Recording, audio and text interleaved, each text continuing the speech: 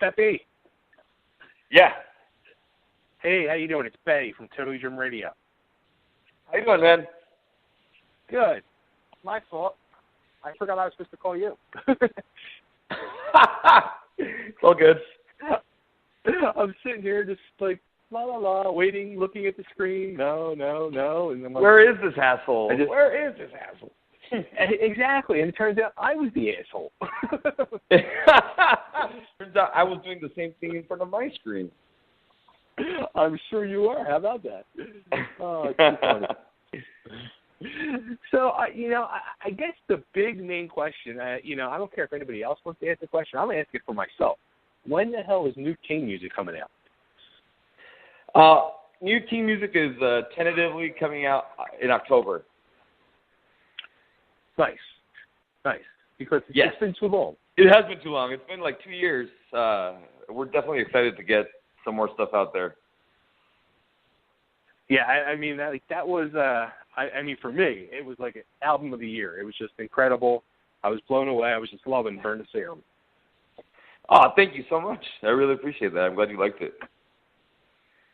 Now, how about, like, for you guys? Like, when was there any point you realized, like, hey, we got something really special going with this album? With this album? This one or with Burn the Serum? Yeah. Well, Burn the Serum, when we were writing, we were kind of on a deadline. And I don't think we realized exactly what we had until it was done. And we listened back and it was like, nice, this is really good. We when we were able to breathe a little bit and kind of sit back, and then we realized we did a really good job and we put out a really good album. Like it's a good rock album. You know what I mean? We didn't try to be,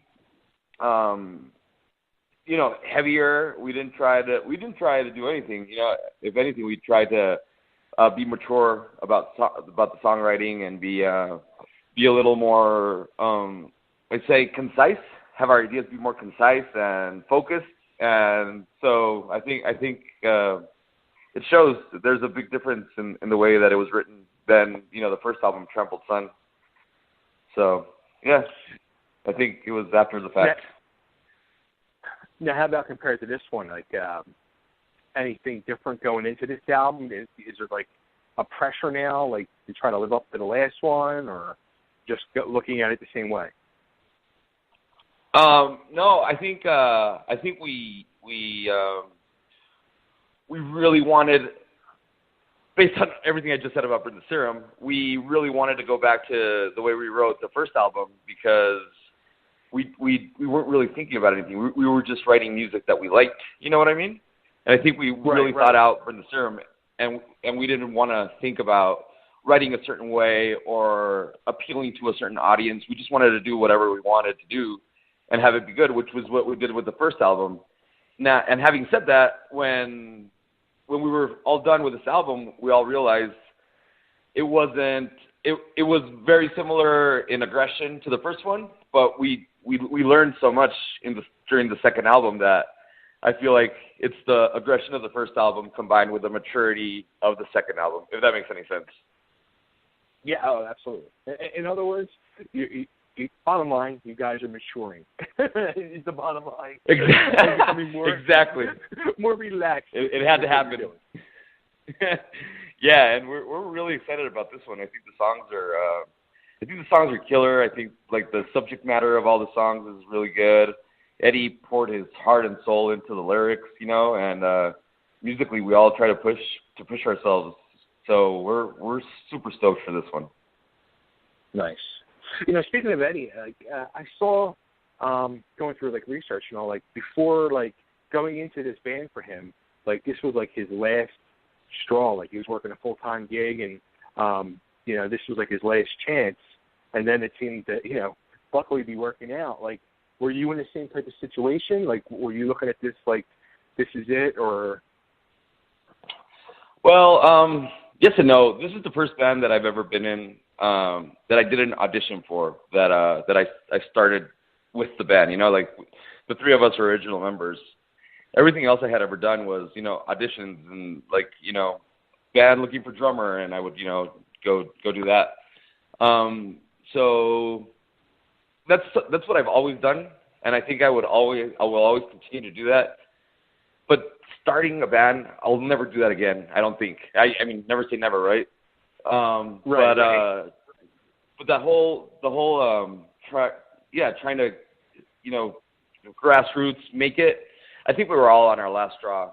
We've all been in several bands, and we've all been kicked in the face, by the industry multiple times, and we keep getting up, But you reach a certain point where it's like, you got like with music, you got to mature, and you can be a lifer all you want, and that's what I consider myself to be.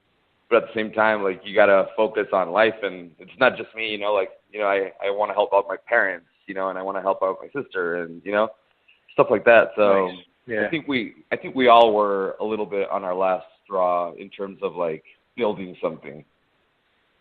Right. Yeah. It's tough, I think too, like a lot of people.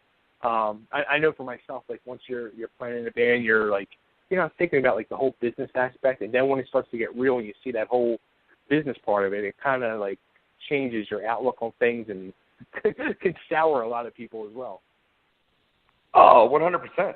Because you don't even know what to expect, and the industry's been changing so much, and the money's not what it used to be, and I don't think anybody knows what to expect. So when you jump in there, you obviously are very optimistic and have very high hopes for whatever project you're doing, and then you slowly realize like it's probably not gonna be as lucrative.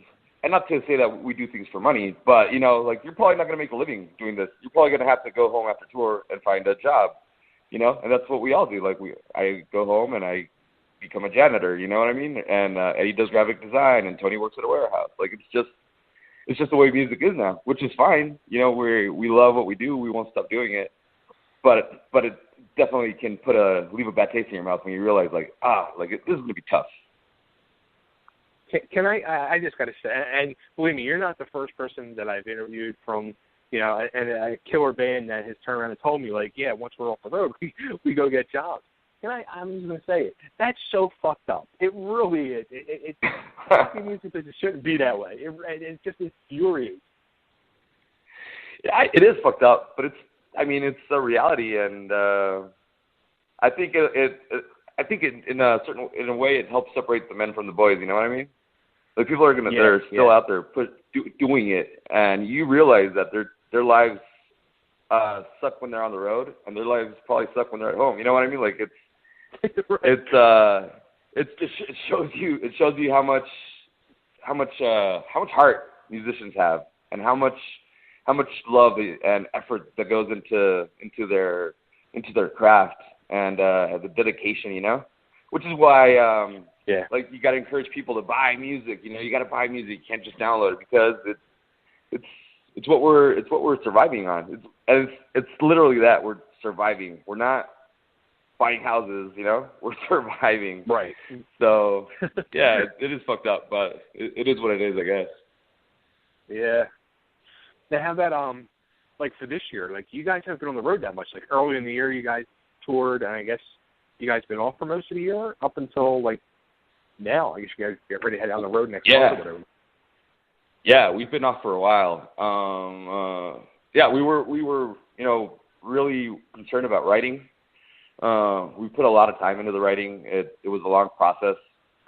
We really took our time. We didn't really think about deadlines or anything, and just wrote the best album we could. And then we recorded in Austin. That was like a month and a half process. Where we stayed out there, and it's been a good time off. It's been very productive, but we're all super excited to head out next month, and especially to tour with Clutch and Zack Sabbath. Like, we're beyond stoked. Yeah, that should be awesome. Now, you guys are also you guys are rolling into my area, Philly area here, with the big Rock Allegiance Fest. Yes, those festivals are awesome. I was really happy when I saw the lineups. I was like, man, these are great. Yeah, last year was the first one, and I missed it, and it was only one day. This year they made it 2 days, so it's going to be freaking huge. Very cool. Yeah, we're very stoked. We have like I think it's 4 or 5 festivals that we're doing before the Clutch thing. Yeah, I'm really excited about all the bands that are going to be on there. I love playing festivals, like to drive in early morning, and the buses are lined up, and the whole vibe of festivals I think is awesome. See, yeah, you know what? This is actually going to honestly be my first festival. Like for years, like I've been against it, not against it, but I guess it's because it's the old man in me. Like I just don't feel like standing around for 7-8 hours, So I know exactly what you mean.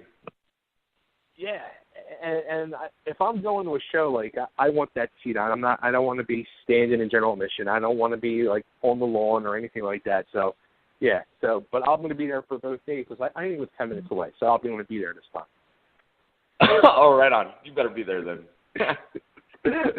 No excuses. Yeah, no excuses now. No excuses. Cool. So yeah, is this your first time you guys are coming into Philly, or? No, we've been there before. We were there. Where we played? We played the Trocadero a couple times with Clutch. Actually, okay. We did one of their. We played there on New Year's like 3 or 4, maybe 4 or 5 years ago. Okay. Who else were we there? I can't remember who else we were there with. But then we also did the Electric Factory with Danzig. We were out on the Danzig Legacy tour. So yeah, we've been there several times. I love Philadelphia. I love the people there. I love the Chinese food close to Trocadero. I think it's a great, great vibe. China, it's the best. I love it. I know that I have the spot that I go to whenever we pull in. I just get out of the van and walk to that place. That's awesome. That's so friggin' awesome. Oh, cool. Nice. So, all right. So, October, new album. Is there a title for it yet, or? Breathe in the Water is what it's going to be called. Breathe it. Nice. Breathe Tour in starts the Water. September. So, yep. 2016, Kyng kicks back into high gear. Yes, sir. And we'll probably be very busy throughout 2017. Nice. Yeah, I'm sure.